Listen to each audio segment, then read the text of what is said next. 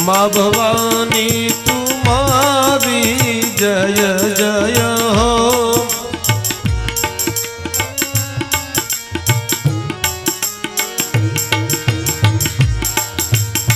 बधाई 2 मिनिट संकीर्तन करिए भाव थी बधाई। माँ भवानी तुम्हारी जय जय हो। माँ भवानी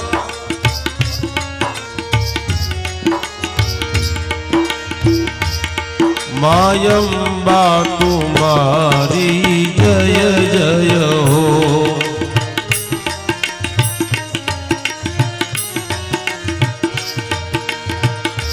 महाकाली तुम्हारी जय जय हो।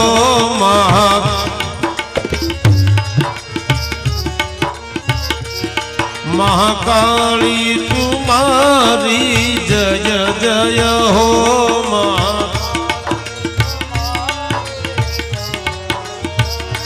भद्रकाली तुम्हारी जय जय हो।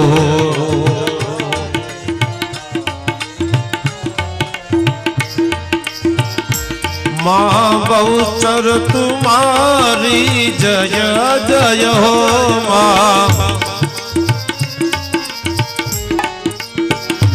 माँ बहुचर तुम्हारी जय जय हो।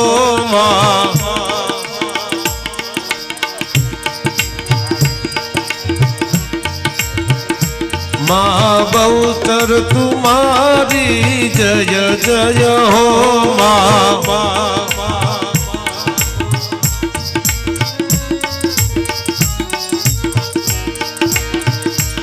मायम्बा तुम्हारी जय जय हो। जय हो जय हो जय हो। माँ खोडल तुम्हारी जय जय हो। माँ खोडल तुम्हारी जय जय हो।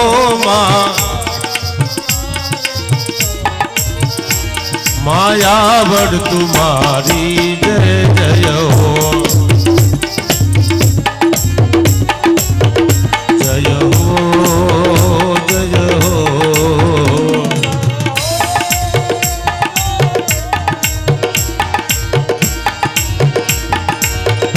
माता मुंड तुम्हारी जय जय हो। माता मुंड तुम्हारी जय जय हो। महाकाली तुम्हारी जय जय हो। महाकाली तुम्हारी जय जय हो।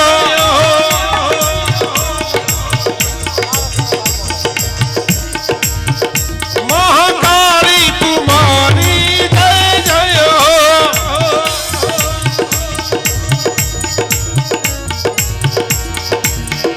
जय हो जय हो।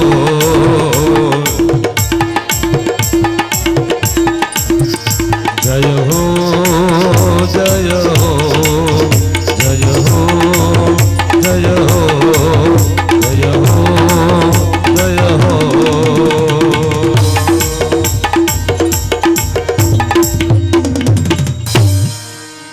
बोलिए महाकाली मात की जय।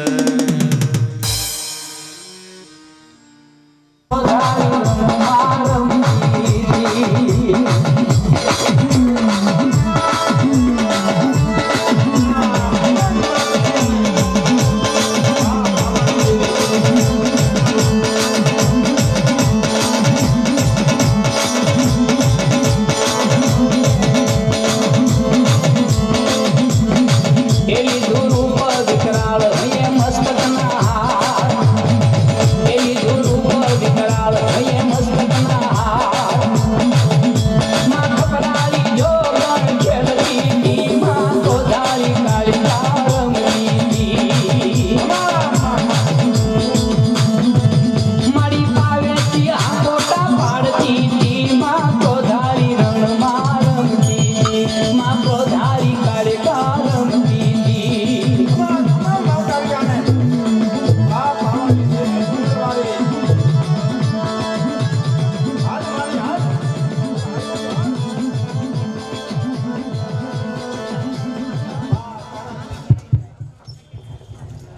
હાલો હાલો હાલો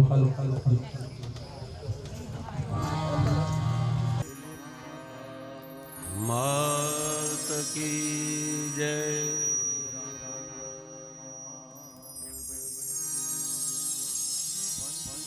હનુમાનજી મહારાજ કી જય ભગવાન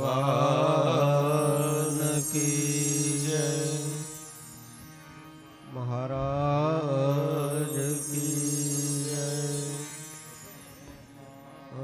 પિતા કી જય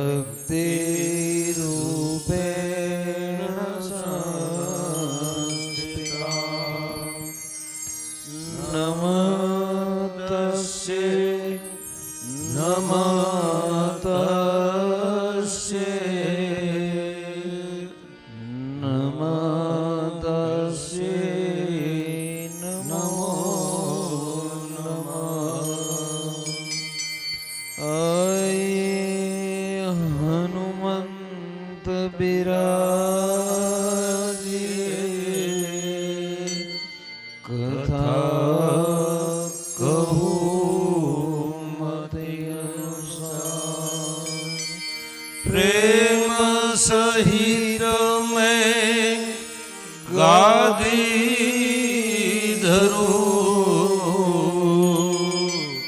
पधारो पवन कुमार पधारो पवन कुमार।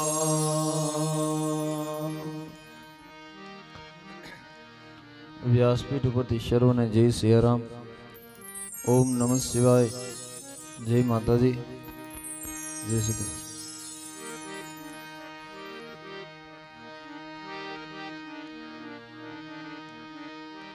પાવાગઢની અંદર શ્રીમદ દેવી ભાગવત કથા જે પરિવાર દ્વારા આયોજિત કથાની અંદર આ ત્રીજો દિવસ છે। સાંજની કથામાં ભુવનેશ્વરી પ્રાગટ્ય થશે। એ કથાનું માધ્યમ જોવા માટે જઈ રહ્યા છે। કારણ કે કથા એક આપણો તાજ છે, કથા છે એક આપણો મુંગટ છે। પરમાત્માએ જ્યારે આપણને આવો મનુષ્ય દેહ આપ્યો છે તો એવું જ કાર્ય કરીએ, એવું કર્મ કરીએ કે જેનાથી જન્મ જન્માંતરના બંધન તૂટી જાય। એના માટે થઈ અને ભારતનું શાસ્ત્ર બહુ જ પ્રવીણ છે, બહુ જ નિપુણ છે। તમે સવારમાં કોઈ પ્રાચ સ્મરણ કરો, ઋષિ સ્મરણ કરો તો પણ એમાં તમને ભગવાનની પ્રાપ્તિ થાય છે। વશિષ્ઠ, વિશ્વામિત્ર, યાજ્ઞવલ્ક, જમદગ્નિ, પરશુરામ, પારાશર, વેદવ્યાસ, અષ્ટવક્રા, બૃહસ્પતિ, અત્રિ, અનસોયા, ગાર્ગી, દુર્વાસના, સાંદીપની, પીપલાદ, ભરદ્વાજ, વાલ્મીકી, ભૃગુ, શુંગી, કપિલ મુનિ, વીરભંગ, વત્સ, કુત્સમ, ગૌતવાન, લોડવાન, આદિત્ય, અંગીરા, અગ્નિ, વાયુ, આર્ય બ્રહ્માવતના ઋષિકુમારોને સવારમાં પ્રાતકાળે હું કોટી કોટી વંદન કરું. તો પણ આપણે એમાંથી પરમાત્માની સહાનુભૂતિ થાય.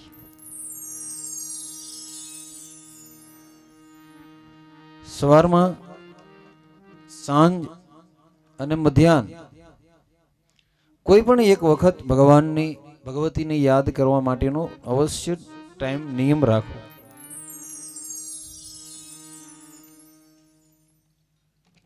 પછી માળા ફેરવતા હોય પણ એમ થાય ક્યારે મેર આવે, તો એ કોઈ માળાનો અર્થ નથી.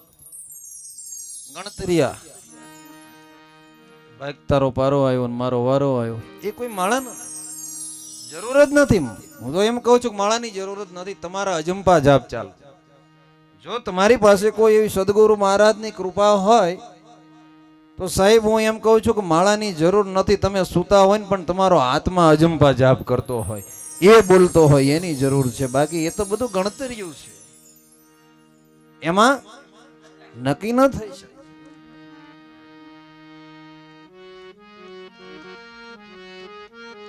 એ તો એમનામ તમે ધ્યાનસ્થ થઈ જાઓ, મનને તમે સ્થિર કરી દો અને પછી ભગવાનની પૂજા, ભગવતીની પૂજા કરો એટલે તમને એમનામ એના છે ને સાક્ષાત્કાર દર્શન થવા. બાકી માળા રાખો તો એમાં તમારું મન છે ને એકદમ કંટ્રોલ ન થાય. કારણ કે આપણે શું જોઈએ કે 108 પારા છે, મણકા આવે છે અને પછી ક્યારે મેર આવે એટલે પાછું મેર આવે એટલે આપણે એમ જોઈએ કે માળા વિરામ થાય. એ તો એમનામ જેટલા થાય એટલા કર્યા કરાય, એ જ સાચું.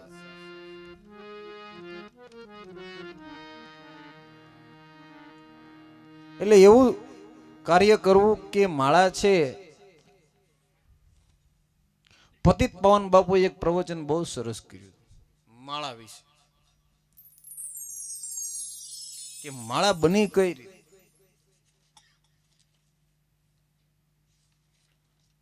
તુલસીની માળા હોય તે ભલે, રુદ્રાક્ષની હોય તે ભલે, પણ એમાં કેમ 108 જ મણકા, કેમ 111 નહીં, કેમ 150 નહીં, કેમ 100 નહીં? એવો આપણને ક્યારેક પ્રશ્ન થાવો તો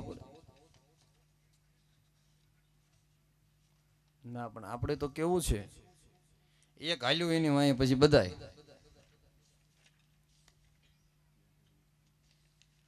એની પાછળનું નક્કી કરવું પડે કે 108 જ કેમ, નહીં વધુ નહીં ઓછું. કોઈક એનું પાછળનું કારણ હોય શકે. જોયા વિના એકદમ ગમે હાલી પણ ન નીકળે. ગમે એની પાછળ હાલ્યા જતા હોય પેલા વિચારવું કે ઠેઠ સુધી પહોંચાડશે કે નહીં પહોંચાડે, કારણ કે ડૂબી હોત જાય. રાજા ભોજ હતા ને, પછી રાજા ભોજે ભગવાને કીધું કે મહારાજ માગો. એટલે રાજા ભોજે કીધું કે હું એવું વરદાન માગું છું કે મને એવી દિવ્ય ચક્ષુ આપો કે કોઈ પણ વ્યક્તિનો આત્મા જઈને હું જોઈ શકું કે આનું કર્મ કેવું. ભગવાને કીધું કે આપું ખરો, પણ જો કોઈને વાત નહીં કરવાની, નકર તારું નિર્વાણ થઈ જશે. અને જો નિર્વાણ તારે કરવું હોય તો ગંગામાં ઉભો રહીને કરજો, એટલે તને મોક્ષ પ્રદાન થાય. સારું, વરદાન મળ્યું. પછી રાજા ભોજે વિચાર કર્યો આ ખબર કેમ પડે, અનુભવ તો કરવો. કારણ કે જગતમાં એક જ વસ્તુ છે, ભવ એક છે અને અનુભવ દીના રોજ કેટલાય. આ ભવમાં અનુભવ કેટલા રોજ થાય. એટલે પોતે ગામમાં નગરમાં ઢંઢેરો પીટાયો કે કોઈ પણ વ્યક્તિ બીમાર હોય અને છેલ્લી ઘડી હોય તો રાજા ભોજને બોલાવવા, આ સિવાય નહીં બોલાવે તો મૃત્યુદંડ દેવામાં આવશે. એટલે એક ચમાર, એના પિતાશ્રી બીમાર, છેલ્લી ઘડી રહી એટલે કીધું કે મહારાજને બોલાવ્યા. થોડો સમય દેહ છોડવાનો. એટલે બેઠા. થોડો સમય થયો એટલે ચમારના પિતાશ્રીએ દેહ છોડ્યો અને ભગવાનના પાર્ષદો છે આ ચમારના પિતાશ્રીના આત્માને સરસ મજાની પુષ્પોની થાળીમાં આત્માને લેવા માટે આવ્યા છે. લઈ અને વિદાય થયા.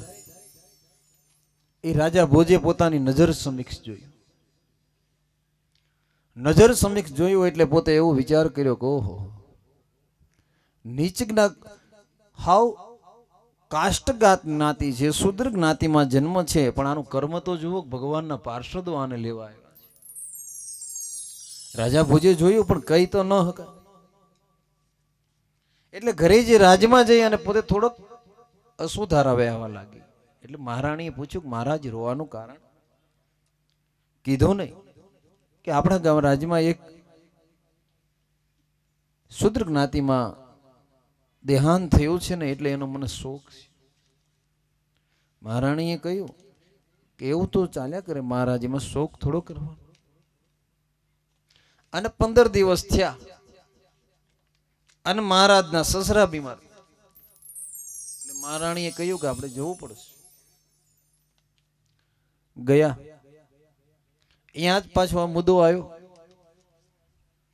અને કીધું સમય થયો પોતાના સસરાનો દેહાંત થવાની તૈયારી અને આત્મા છૂટવાની તૈયારી થઈ એટલે યમના દૂતો છે એના આત્માને મારતા મારતા લઈ ગયા. એ જોયું એટલે મહારાજે મંદ મંદ દાંત કાઢ્યા, હાસ્ય રસ કર્યો. મહારાણીએ નક્કી કર્યું કે મહારાજ એક ગામનો ચમાર ગુજરી ગયો ત્યારે રોતા હતા ને એના સસરા ગુજરી ગયા તો દાંત કાઢે છે. આનો જવાબ તો મહારાજને પૂછવો તો પડશે. મહારાજે દાંત કાઢ્યા કર્મ વિશે. થોડા દિવસ થયા એટલે મહારાણીએ પૂછ્યું કે મહારાજ મને એક પહેલા જવાબ આપો, પછી જ હું બીજી વાત કરીશ. કે બોલો. ગામના હરિજનના દાદા ગુજરી ગયા તો તમે રોતા અને તમારા સસરા ગુજરી ગયા તો તમે દાંત કાઢતા હતા, હાસ્ય કરી રહ્યા. આનો જવાબ મને.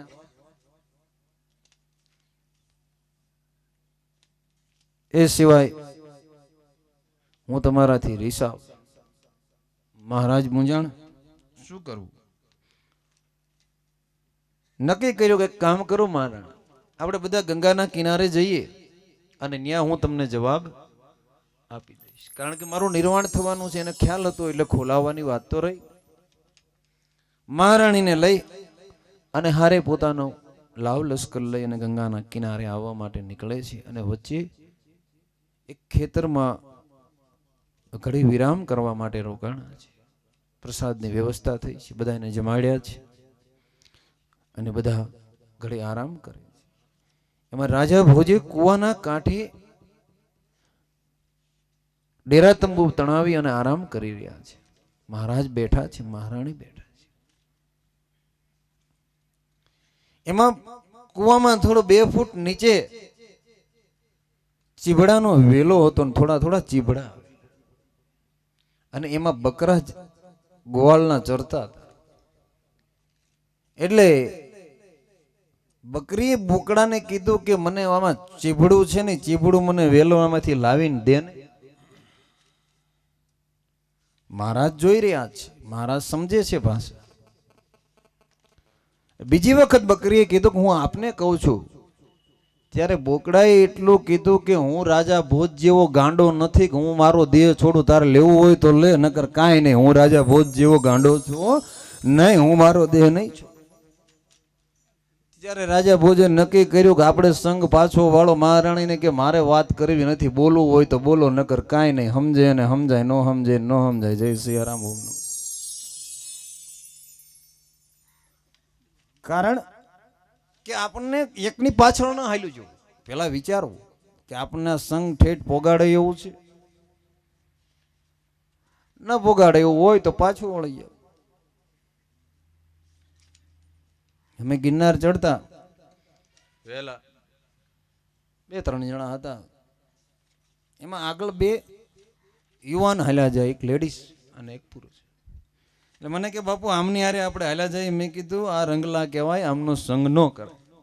આપણે કા પાછળ રહીને કા આગળ રહી, આ ઠેઠ આપણને ન પોગાડે. કીધું તમારી જેટલું હું કાંઈ હાલી ન તોય ભગવાનને કરું ગુરુ મહારાજ ને બધું હારે હારે અંબાજી ભેગું થઈ ગયું વહેલા 4. ત્યારે પેલા ત્યાં એવું હતું અંબાજી કે 5 રૂપિયા આપી અને સિક્કો મરાવવાનો. જે વૃદ્ધો પેલા જતા ને એને ખબર હશે. એટલે અમે કીધું ભાઈ સિક્કો મારો અને અમે 5 રૂપિયા આપી દઈએ. આપણે તો શું યાત્રા કરવા માટે ગયા હોય પછી કાંઈ અહીંયા 5 પછી હમું તો ન જોવાનું. અમે સિક્કો લગાડીને પૈસા આપ્યા એટલે ઓલા બે કે તમે તો બાવા અહીં ધૂતવા બેઠા છો, અહીંયા પૈસા લેવાના હોય, અહીંયા આમ કરવાનું હોય.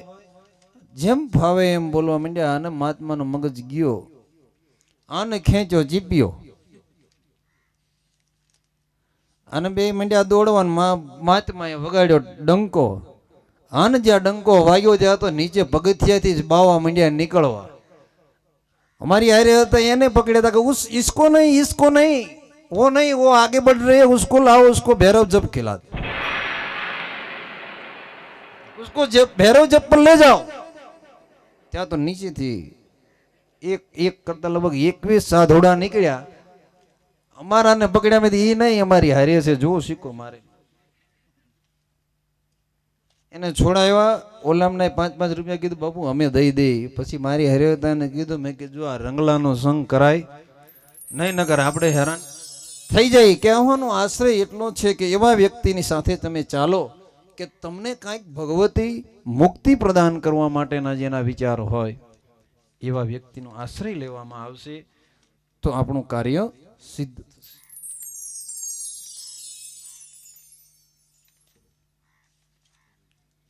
પણ આપણને એની સમજણ હોય તો.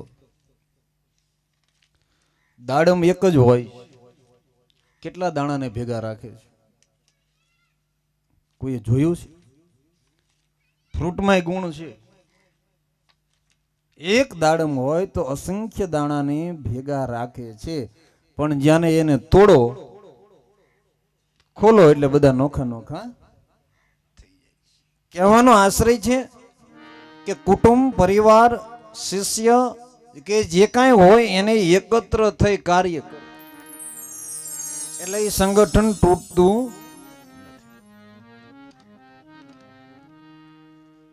નગર તો ચાલ્યું જ હોય છે. એક લારી હતી ને, પછી ત્યાં દ્રાક્ષ લેવા એક ભાઈ ગયા. એટલે પૂછ્યું કે દ્રાક્ષ નો ભાવ? ત્યાં કે જો ઓલી પડી ને એ લેવી હોય તો 60 રૂપિયાની કિલો છે, અને નીચે છૂટી પડી ને એ 20 રૂપિયાની કિલો છે. કે આટલો બધો કેમ ફેર? કે ઓલી ઝુમખામાં ભેગી છે ને એટલે એના ભાવ વધુ છે, ઓલી નોખી નોખી થઈ ગઈ છે ને એટલે એનો કોઈ લેવા વાળું નથી એટલે એના ભાવ ઓછા છે, તમને ગમે તો લઈ. ઝુમખામાં રહેવાય. અમે એક જ ડાળના પંખી, અમે એક જ ડાળના પંખી, લડીએ વઢીએ તો એ કદી જુદા ન થઈએ. અમે એક જ ડાળના પંખી, એક જ ડાળનું પંખી થઈ અને બેસવામાં મજા છે.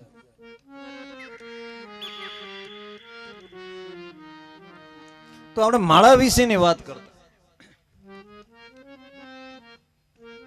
કે કેમ ભેગા. તો પતિત પાવન બાપુ એવું કહેતા કે જ્યારે 108 ભક્તો જે વિભૂતિઓ થઈ એ પારા નથી, પણ 108 ભક્તોના નામ છે ને એ નામની માળાના અંદર એને પોરવવામાં આવ્યા છે. કારણ કે એને જ્યારે કાયામાં કાણા પાડ્યા ને એટલે એ પોરવાણા અને એને દોરા ને બધાને ભેગા કરીને 108 ને ભેગા રાખ્યા છે. કોઈ પારો નથી, પારો ન સમજતા, પણ એ 108 જે ભક્તો જે વિભૂતિઓ થઈ છે એને કાયાની અંદર કાણા પાડી પાડી અને એને બધાને ભેગા રાખ્યા. એમ જ્યારે આપણે એકત્ર થશું તો એમાંથી કંઈક નવી વસ્તુ, નવું સોપાન તૈયાર થાય છે.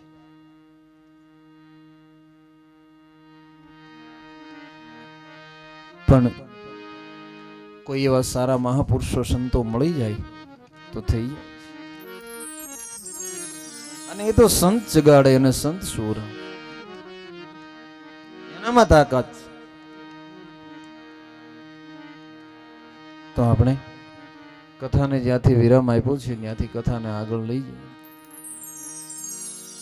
મધ્યાહનની કથાને દાદા તો ત્યાંથી એવું નક્કી થાય છે કે તમારું થોડું ધ્યાન કથામાં નથી. ખરડને જેમ ધંધુકા ધ્યાન હતું એમ નથી.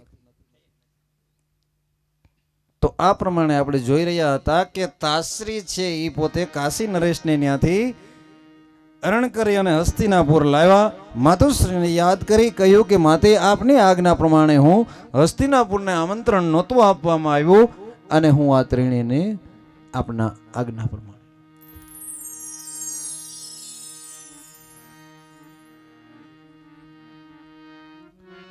પછી વિચિત્ર વીર્ય સાથે લગ્ન કર્યા છે. બે કન્યાઓના લગ્ન કરવામાં આવે છે. ત્રણેય કન્યાઓના લગ્નની શરૂઆત તાશ્રી કહે છે, પણ સત્યવતીએ પોતે પૂછ્યું એટલે અંબે કહે છે કે મહારાજને હું ના ન પાડી શકી, પણ માતુશ્રી હું મારવાડ દેશના રાજા મદ્ર નરેશ શૈલ્યને વરી ચૂકી. એટલે સત્યવતીએ ભીષ્મને બોલાવ્યા છે. આજ્ઞા કરી કે આ કન્યાને સહી સલામત નિર્ભય રીતે મદ્ર નરેશના રાજ્યમાં મૂકી આવો. ભીષ્મ પિતાએ આજ્ઞા કરી. માણસો છે એ પોતે મદ્ર નરેશને ત્યાં મૂકવા જાય. કહ્યું કે મને હસ્તિનાપુરથી સહી સલામત મૂકી ગયા છે. ત્યારે પોતે કહે છે કે હું તારો સ્વીકાર ન કરું, કારણ કે જે હારી ગયેલી વસ્તુ છે હું સામેથી લેવા માંગતો. આ બાજુ વિચિત્ર વીર્ય લગ્ન ગ્રંથિએ જોડાણા છે બે કન્યા સાથે. અને મારવાડથી કન્યાને હસ્તિનાપુર લાવવામાં આવે છે. હસ્તિનાપુર લાવ્યા છે. આજ્ઞા કરી કે મદ્ર નરેશ લગ્ન ગ્રંથિ જોડવાની ના પાડે છે. જે વસ્તુ છે એ મારી પાસેથી વહી ગઈ એને હું ભિક્ષામાં સ્વીકારવા માટે તૈયાર નથી. હું ક્ષત્રિય છું. ભીષ્મ પિતાને કહે છે કે તમે મારો ભવ બગાડ્યો છે, તમે મારી સાથે લગ્ન ગ્રંથિ. તાશ્રી કહે છે કે મારી પ્રતિજ્ઞા છે. મહારાજ સંતનો ગંગાપુત્ર ભીષ્મ છું. મારી પ્રતિજ્ઞા કદાપી નિયમ તૂટે નહીં. ઘણા સમજાવ્યા છે તાજશ્રીને, પણ તાજશ્રી એક ના બે થયા નથી. અને આ બાજુ આ કન્યા છે એ પોતે મહારાજ પરશુરામ પાસે જાય. જય અને પરશુરામ મહારાજને કહ્યું, વંદન કર્યા છે કે આપનો શિષ્ય મને હરણ કરી લાવ્યા છે. હું મદ્ર નરેશને વરી ચૂકી હતી. મદ્ર નરેશે મને ધક્કો માર્યો છે અને આપના શિષ્ય મને સ્વીકારવા તૈયાર નથી. તમે તમારા શિષ્યને સમજાવો. પરશુરામ મહારાજે ભીષ્મને બોલાવ્યા છે કે આ કન્યાનો સ્વીકાર કર, અને સ્વીકાર ન કરવો હોય તો જમદગ્નિના પુત્ર પરશુરામ સાથે યુદ્ધ કર, જે યોગ્ય લાગે. ભીષ્મ પિતાએ કહ્યું કે ગુરુદેવ, કદાચ શરીર પડી જશે તો ભલે પડી જાય, પણ પ્રતિજ્ઞા નહીં તૂટે. તમે કહો તો યુદ્ધ કરવા માટે તૈયાર છો, પણ મારી પ્રતિજ્ઞા તોડવા માટે હું તૈયાર નથી. નથી ને નથી. કદાચ જગત કહેશે કે શિષ્ય અને ગુરુ વચ્ચે યુદ્ધ થયું તો એ મને મંજૂર છે, પણ મારી પ્રતિજ્ઞા નહીં તૂટે. પરશુરામ મહારાજ કહ્યું કે તો તું યુદ્ધમાં આવ, હું તારી સાથે યુદ્ધમાં આવું. અને આ બાજુ તાજશ્રી પોતાના સારથીને કહે છે કે રથને ગુરુ મહારાજ તરફ લઈ જાઓ. અને આ બાજુ તાજશ્રી સહિત વસ્તુ બાણ આયુધ સુશોભિત મુગટ અને તાસરી છે સારથીને કહે છે ગુરુદેવ સામે ચાલ્યા આવે છે, રથને સામે ઉભો રાખો. અને આ બાજુ રથને ભીષ્મએ ઉભો રાખ્યો છે અને પરશુરામ મહારાજ સામે પૂર્ણ તૈયારીની અંદર ઉભા છે. ભીષ્મએ નીચે રથની અંદર નીચે ઉતરી અને પહેલા જઈ અને ગુરુ મહારાજને વંદન કર્યા છે કે આશીર્વાદ આપો. પરશુરામ મહારાજે આશીર્વાદ આપ્યા છે કે વિજય ભવ, યશસ્વી ભવ.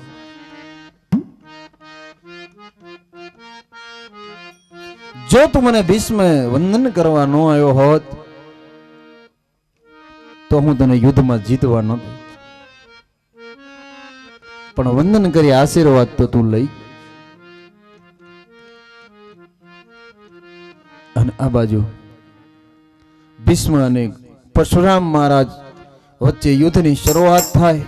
ભીષ્મએ ગુરુદેવને કહ્યું, ગુરુદેવ આપ રથ ઉપર આવો, હું રથ ઉપર છું, પણ આપ પણ રથ ઉપર આવો.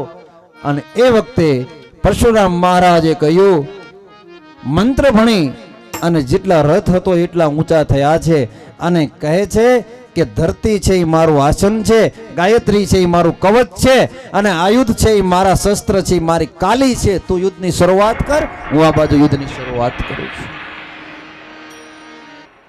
અને બંનેની વચ્ચે યુદ્ધની શરૂઆત થાય. ભીષ્મ પિતા જ્યાં બાણ છોડે એની સામે તાસરી બાણનો જવાબ આપે, બંને અંદરો અંદર ટકરાવા લાગે છે.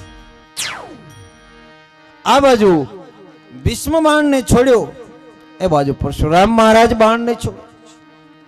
આ બાજુ નાગપાશનું બાણ ભીષ્મ મહારાજ છોડે છે, એની સામે પરશુરામ મહારાજ નાગપાશના બાણને છોડવામાં આવે છે. બંને ટકરાવા લાગે છે. આ બાજુ ભીષ્મએ બાણને છોડતા પરશુરામ મહારાજના બે હાથને ઘાયલ કરી નાખ્યા છે, રુધિર વહે. આ બાજુ ભીષ્મએ એવો બાણનો પ્રહાર કર્યો કે જે પરશુરામ મહારાજ બીજું બાણ માથે છોડીને પ્રહાર કરવા માટે જાય એ પહેલા પરશુરામ મહારાજે બાણ છોડી અને ભીષ્મને ઘાયલ કર્યા. આ બાજુ પરશુરામ મહારાજે પાશુપાત નામનું બાણ તીર ઉપર સંધાન કર્યું, અને આ બાજુ તાસરીએ પણ સામે પાશુપાત નામના બે બાણ તૈયાર થઈને ટકરાવવા લાગ્યા છે.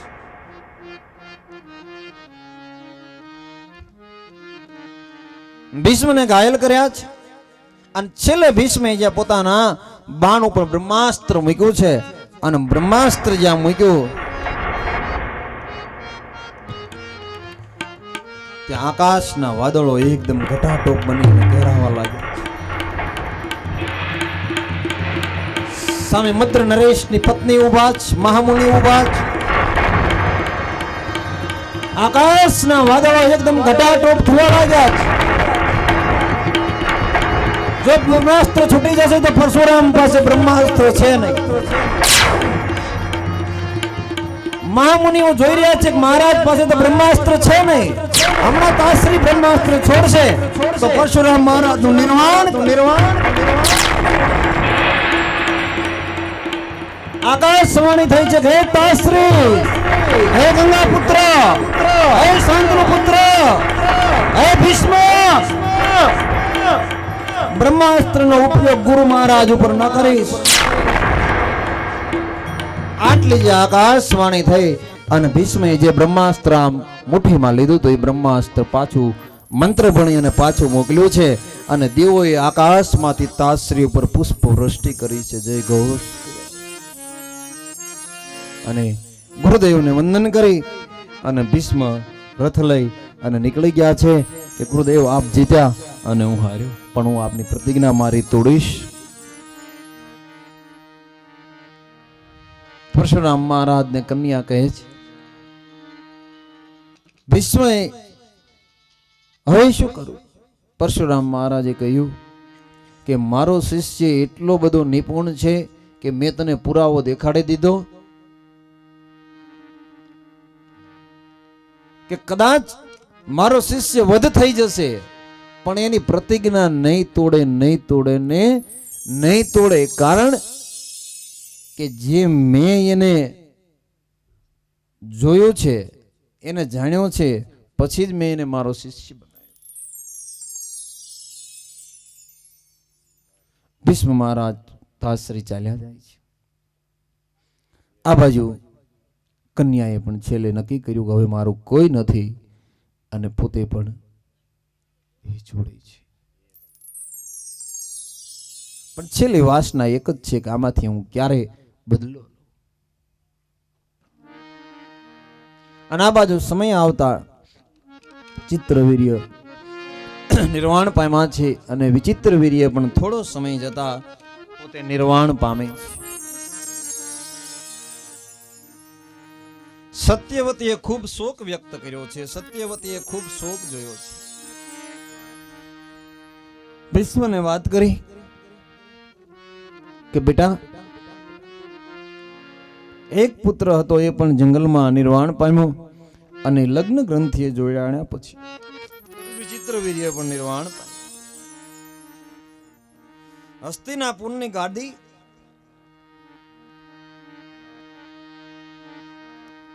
ઉપર મહારાજ નથી. તું ગાદી ચલાવે છે, પણ મહારાજ તમે તો ગાદી ઉપર બેસતા નથી. તો શું કરું? અને એ વખતે સત્યવતીને યાદ આવ્યું કે મેં નક્કી કરેલું છે કે મારા પુત્રને યાદ કરું. મહર્ષિ વેદવ્યાસજીને કે વરદાન આપેલું હતું કે બેટા જરૂર પડે ત્યારે યાદ. મહર્ષિ વેદવ્યાસજીને યાદ કર્યા, અને એ જ વખતે આવી અને મહર્ષિ વેદવ્યાસ ઉભા રહ્યા. માતે બોલું, બેટા હસ્તિનાપુરનો કોઈ મહારાજ અને પુત્ર હશે તો રાજ ચલાવે. અને એ જ વખતે વેદવ્યાસજીએ કહ્યું કે માં, બે કન્યાને વારા ફરતી મારી પાસે મોકલો, એટલે હું દ્રષ્ટિથી પુત્ર આપીશ, એમાં નિશ્ચિંત.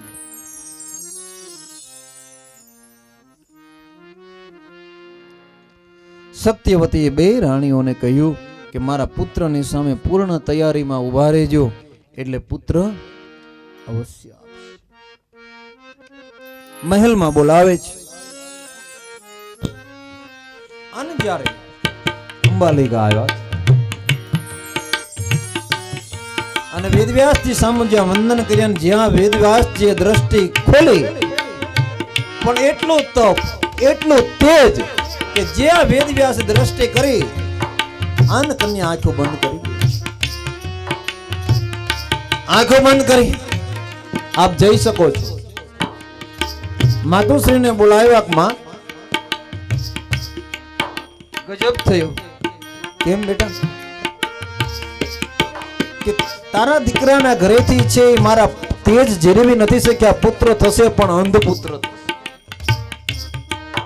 રાજ નહીં ચલાવે. તો શું કરું બેટા? બીજી મહારાણીને મોકલ, પણ કહેજે પૂર્ણ તૈયારીમાં આવે.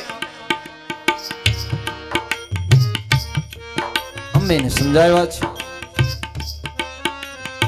અને ખૂબ તૈયાર થઈ અને પોતે મહર્ષિ વેદવ્યાસ પાસે. અને જ્યાં મહર્ષિ વેદવ્યાસે પોતાની આંખોનો પાટો ખોલ્યો, આન જ્યાં સામે દ્રષ્ટિ કરી, અન દ્રષ્ટિ કરતા કહ્યું કે આપ જઈ શકો. માતુશ્રીને બોલાવ્યા કે માં, ભૂલ થઈ ગઈ. કે બેટા હવે શું ભૂલ? ત્યાં એટલા બધા પદાર્થો શરીરે લગાડીને આવી હતી તમારા પુત્રના ઘરના, કે પુત્ર થશે પણ એને રક્તપિત્તનો રોગ નીકળશે, અને બહુ જાજુ નહીં રહે.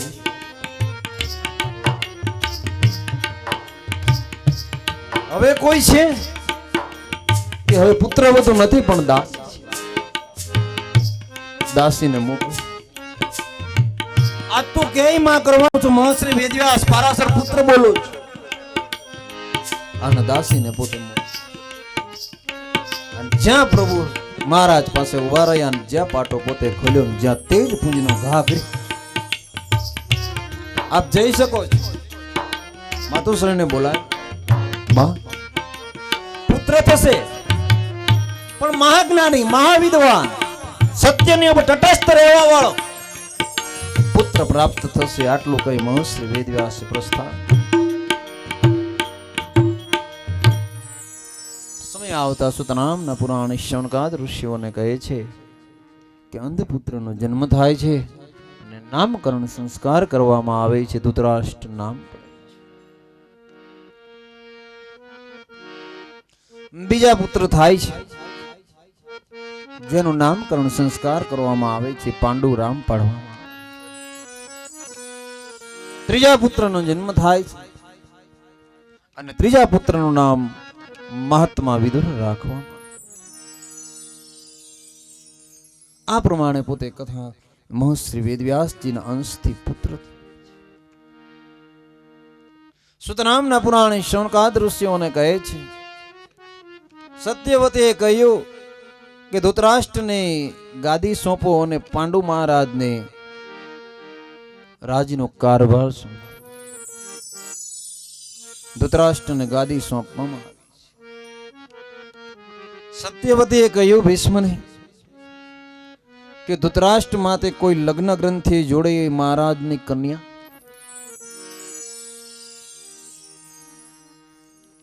ખૂબ તપાસ કરી પણ અંધને કન્યા કોણ?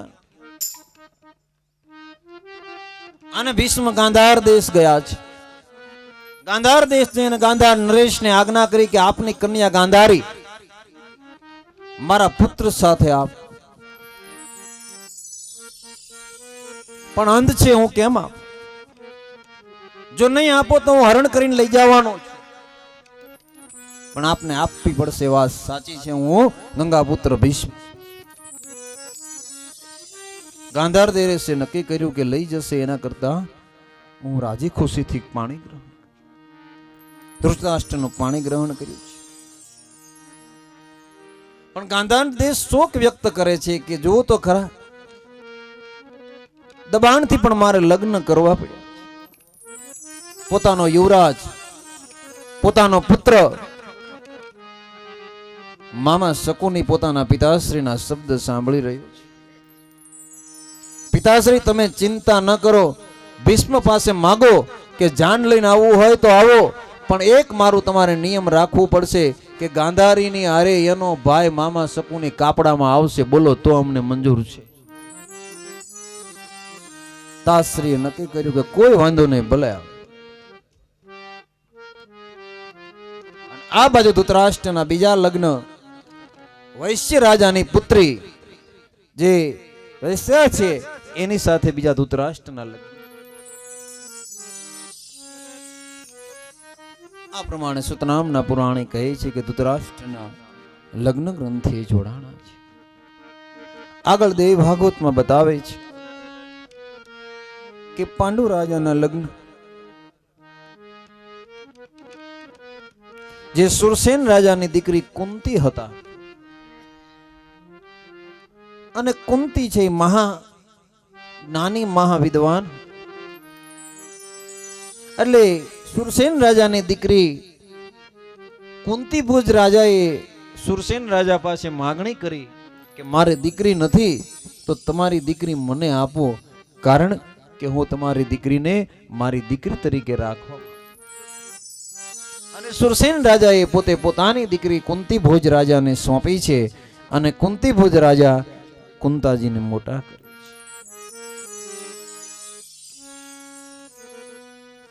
આ બાજુ એકવાર કુંતી ભોજ રાજાના નગરમાં મહામુનિ દુર્વાસા પધાર્યા છે.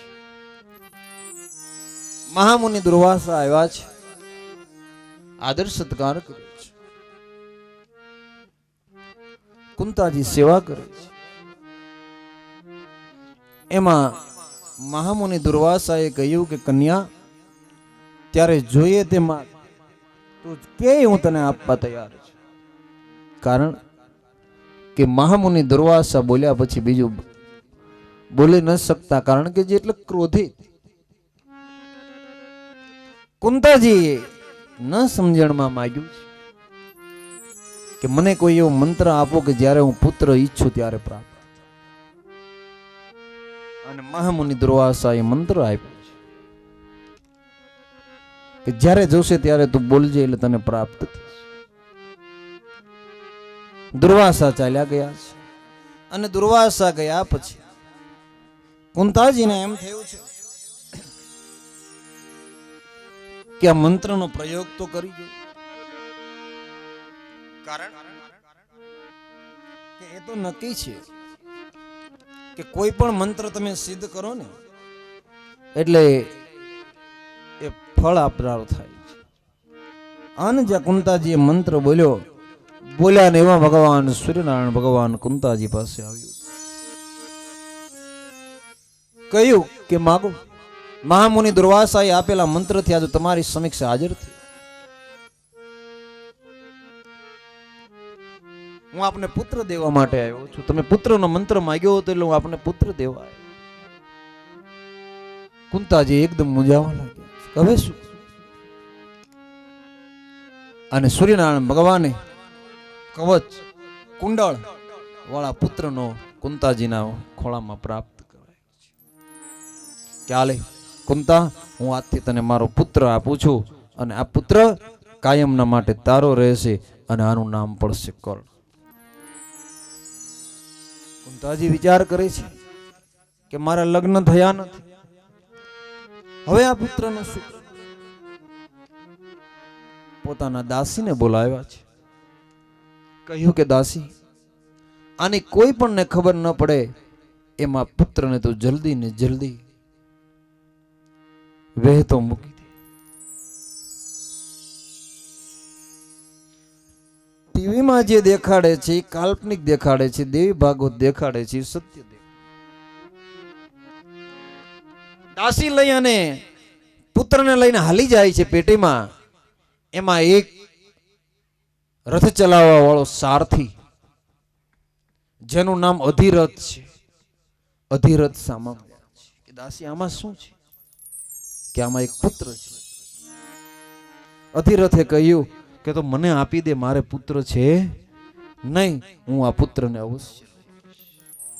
અને પછી અધિરથે આ પુત્રને લઈ પોતાની ધર્મપત્ની રાધેને કહ્યું છે કે આ પુત્ર મને મળ્યો છે. કુંતાજી એમાંથી નિર્ભય રીતે બહાર અને પછી પાંડુ મહારાજના લગ્ન કુંતાજી સાથે થાય છે. અને પાંડુ મહારાજના બીજા લગ્ન છે એ મદ્ર નરેશ શૈલ્યના બહેન માદ્રી સાથે થાય છે. બંનેને લગ્ન ગ્રંથિએ જોડે છે અને ધૃતરાષ્ટ્ર હસ્તિનાપુરને ગાદી ચલાવે છે. તાશ્રી છે પૂર્ણ રીતે ધ્યાન રાખી રહ્યા છે. અને પાંડુ રાજા છે એ બધી જ જગ્યાએ યુદ્ધ કરી અને હસ્તિનાપુરની અંદર પાંડુ રાજાએ પોતાના બાહુબળ ઉપર પાંડુ રાજાએ 64,000 દેશને યુદ્ધની અંદર મેળવી અને 64,000 દેશ ઉપર પાંડુ રાજાએ હસ્તિનાપુરના વિજયના નગારા વગાડ્યા છે અને અનેક જગ્યાએ જયઘોષ કરી અને હસ્તિનાપુરનું નામ પાંડુ મહારાજ બહાર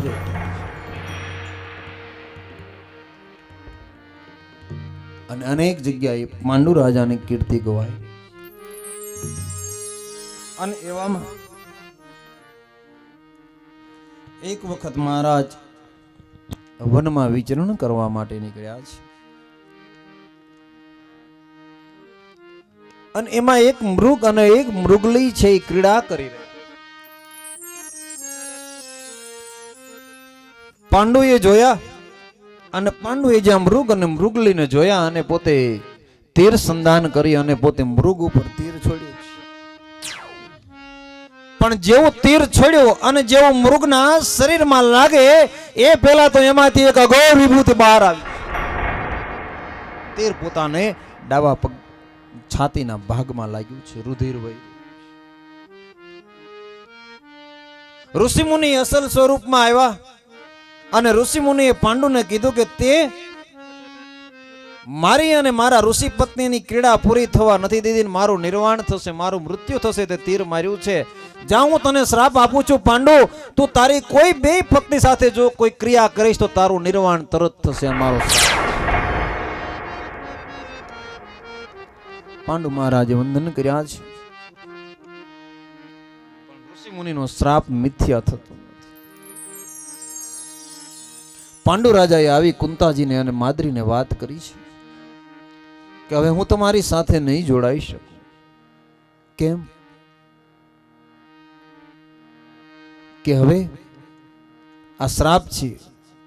એટલે કુંતાજીએ કહ્યું કે કોઈ ચિંતા ન કરશો સ્વામી, આપણે જંગલમાં કુટિયા બાંધી અને ત્રણેય જણા રહેશું અને આપણું જીવન ચલાવશું, પણ મારે હું તમને ખોવા માંગતી નથી. આ પ્રમાણે કુંતા, માદ્રી અને પાંડુ મહારાજ વનમાં વિચરણ કરે છે. થોડો સમય ગયો છે ને એમાં પાંડુ મહારાજને વિચાર આવ્યો છે કે મેં શાસ્ત્રમાં એવું સાંભળ્યું છે કે પુત્ર વિનાનું સુખ સુખ નથી. જો પુત્ર ન હોય તો નરકમાં પડવાનો અધિકાર આવે છે. આવું કુંતાજી, મને ચિંતા થાય છે. કુંતા, હું શું કરું? જો પુત્ર માટે હું મહેનત કરું તો નિર્વાણ થઈ. કુંતા, મેં એવું સાંભળ્યું છે કે પુત્ર અવશ્ય જોઈએ, કારણ કે શાસ્ત્ર બતાવે છે કે 11 પ્રકારના પુત્રમાંથી એક પુત્ર હોય તો તરી શકે. પહેલો પુત્ર છે કે અંશજ પુત્ર, કે જે પોતાના પ્રસ્વેદ બિંદુથી પ્રગટ થયો હોય એને અંશજ પુત્ર કહેવામાં આવે છે. એ પોતાના કુળને તારી શકે છે, પોતાના કુળનો ઉદ્ધાર કરી શકે. જેને અંશજ પુત્ર દેવી ભાગવતમાં બતાવવામાં આવ્યું છે. બીજો પુત્ર છે પુત્રિકા પુત્ર, કે જો પોતાને પુત્ર ન હોય અને પોતાની દીકરીના પુત્રને લાવી અને એને વારસામાં રાખવામાં આવે છે અને પુત્રિકા પુત્ર કહેવાય છે. આ પ્રમાણે પાંડુ રાજા પુત્રની શોધમાં છે. ત્રીજો પુત્ર છે શેત્રજીત પુત્ર, કે જે આપત્તિ કાળે કોઈ પણ વ્યક્તિ પોતાના સ્વામી હાજર ન હોય અને આપત્તિ કાળે જે પુત્ર થયો હોય અને પુત્રને જન્મ આપ્યો હોય એને શેત્રજીત પુત્ર કહેવામાં